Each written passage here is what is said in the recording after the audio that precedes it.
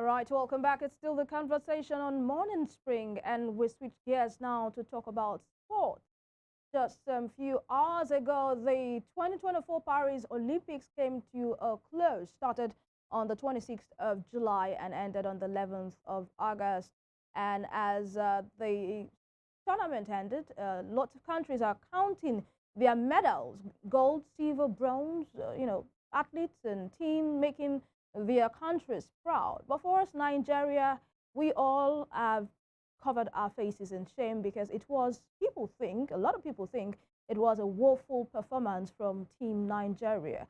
A lot of issues surrounding that. I mean, who is at fault here? What is the issue? Why did the Team Nigeria not perform up to expectation? To help us have, a better understanding and also have a post-mortem of Team Nigeria's performance at the Paris Olympics 2024. We have in the building Nengi, Enerst, Ademola, our very own sports Amazon. How are you doing, Nengi? I'm very fine, thank you. Good morning to you, Mr. Tunde, and Evelyn. Good morning. It's a pleasure to be back here. All right. Welcome from Paris without bringing anything. Oh, thank you. Thank you. All right, so Nengi, talk to us after 2 weeks of the tournament, Paris Olympics 2024.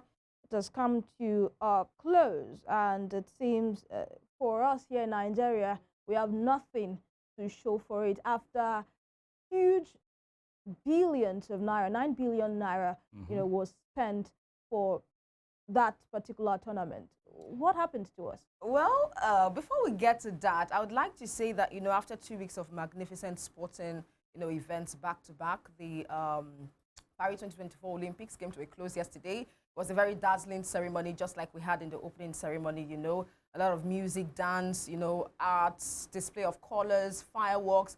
About 78,000 spectators were treated to these themes, and it was just a class of its own.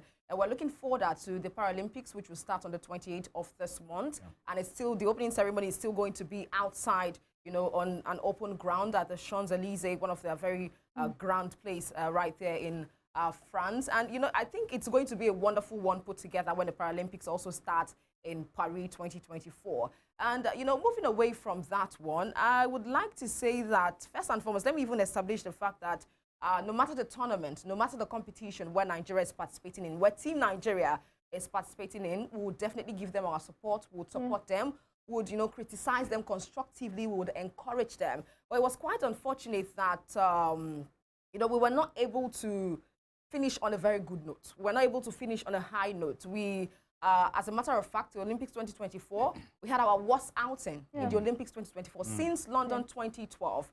No medals, not even a bronze medal. So we can actually say that we went, saw, instead of conquering, we came back home with nothing. We came back home conquered. I think we want to put it that way. Not even with a bronze medal. Not even with any medal at all. The likes of the USA, they're counting about 126 medals as we speak. The likes of Kenya, Botswana, St. Lucia, prior to the Olympics 2024, nobody knew about St. Lucia until Julian Alfred got them on the map of the Olympics. A lot of, even Morocco got a medal, a bronze medal. So many things like that. And at this point, you would even want to say that it's a fault with the federation, or it's the fault with the athletes, or both teams, both the athletes and the federation, probably they have, their shares of blame in this one. And let's see how the Paralympics will go for Nigeria. To be honest with you, I feel like we might be able to garner medals from that aspect, because I think in Tokyo 2020, we had about 10 medals for the Paralympics. And as we speak right now, I think some of the athletes are on their way to Germany. First set of athletes are on their way to Germany for, sort of a training tour. And we're hopeful that by the 28th of this month, we'll definitely have a lot of medals in the para-powerlifting, the para-table tennis, the para-badminton. These are some of the sports I will be participating in for the Paralympics. Nengi, for me, before we actually talk about the Paralympics proper on the show today, because I'm so certain that the set of athletes going for the Paralympics, the Paralympians, they will surely come home with medal. Absolutely. I think we're good in that aspect. Honestly, I'm so sure about them. And it's unfortunate that those of them, whether the able-bodied men couldn't come up with. What could have been the issue that caused all these malfunctions for us at the Olympics? First, it started with, I think it was with Favor Ohiolei. Yeah. And next, we had the cyclist as well. Amongst, then there was one, the boxer that was banned for, I think. Yeah, that's taking, Cynthia Ogunsemilore, yeah. Just at the early stage of the Olympics. All these things actually demoralized those of us at home. Who should we be pointing the accusing fingers at? For you as a sport person at this period in time, those are the hem of affairs or the athletes themselves? Well, like I said before, I think we would want to, apportion blames to, both the federation, like the Ministry of Sports, the people at the head of sports affairs, and also the athletes. Now, first and foremost, I think I would start from this aspect. Now, the Minister of Sports in Senator John Owen Eno, has apologized to Nigeria. I mean, he did issue a statement about, even before the closing ceremony yesterday, giving us reasons why Team Nigeria performed below par. Team Nigeria performed below the expectations of, Nigerians. And he did make mention of some things, talking about the fact that he got into office August 2023, and he had 4 major competitions to prepare for, which were the AFCON 2023, where we came back with, let's just say, a silver medal at the end of the day. He had the African Games to prepare for. He had the Olympics 2024 and the Paralympics 2024. Yeah. And it seemed, from the statement he issued, it seemed that, it was a bit heavy on him. Coming into office, not having anything on ground, no preparations on ground. He tried as much as possible to be able to make sure that he meets up with preparation, he meets up with the expectations of Nigeria. But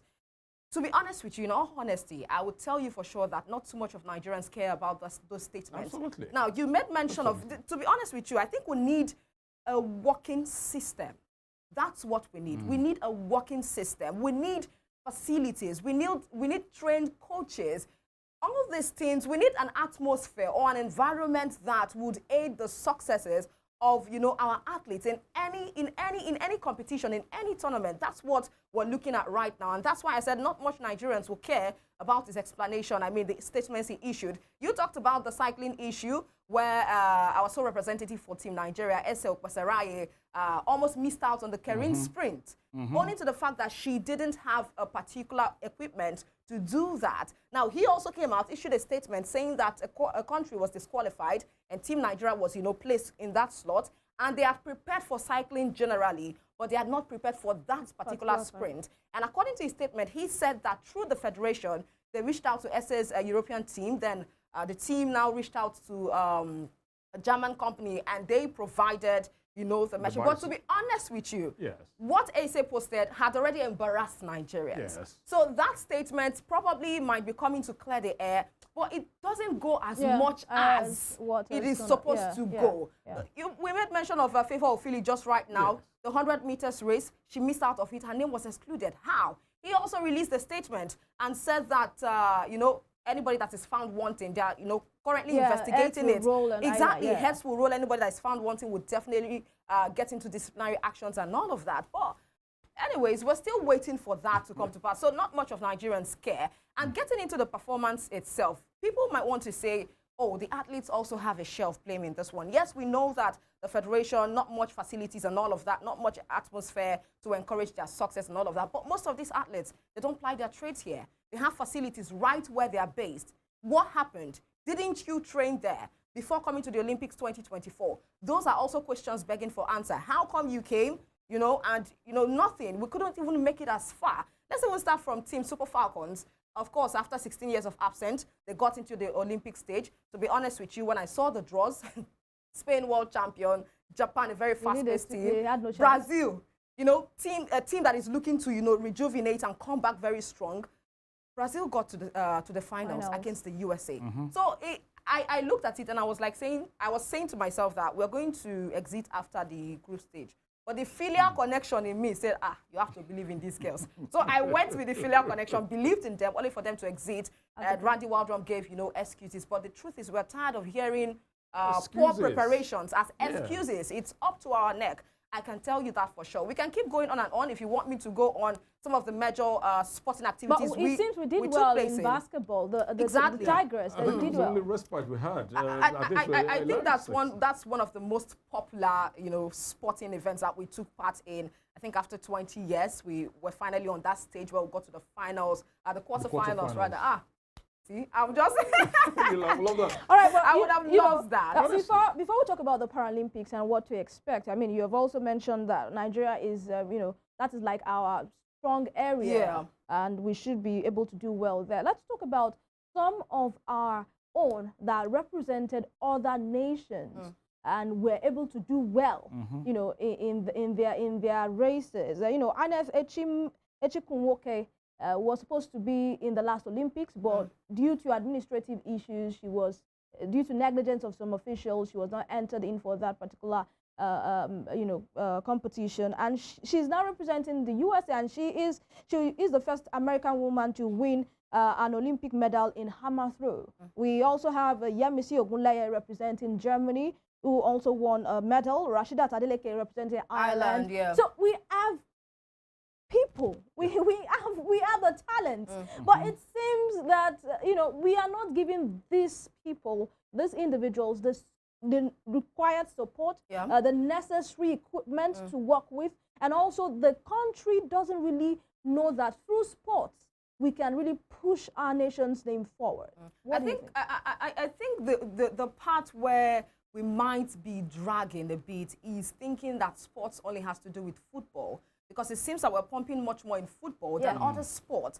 During the course of the Olympics, we had a sole representative for the women's high jump event. She couldn't make it to the finals. There was no podium finish. And I listened to Dorina Mata, who in 2016, if I'm not mistaken right now, got a medal for Nigeria for women's high jump. And she was saying that in the US, every college has a women's high jump mat. That is a facility to enable these women to train. So it's high time that we stop thinking about only football. We need to put in much work into other sports.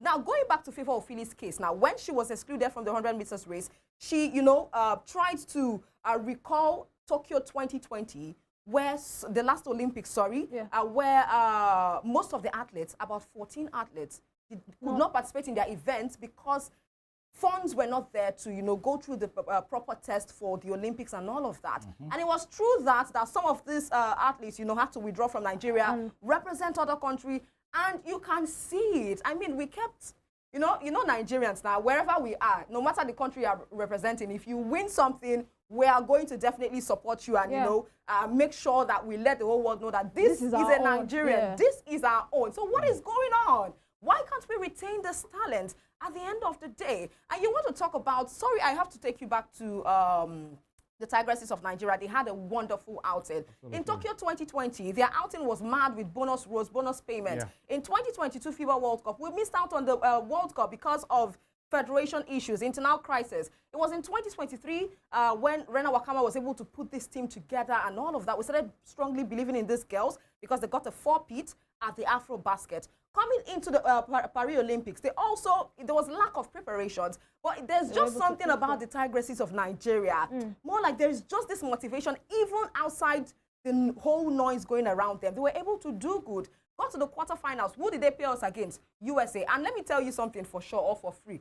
Life, death, and the USA winning a gold medal in Olympics. Those are the surest things in life, to be honest with you. And, they had all the advantages. But if you look at the scoreline, at least we're able to cut it down a bit. We're able to take it to close range.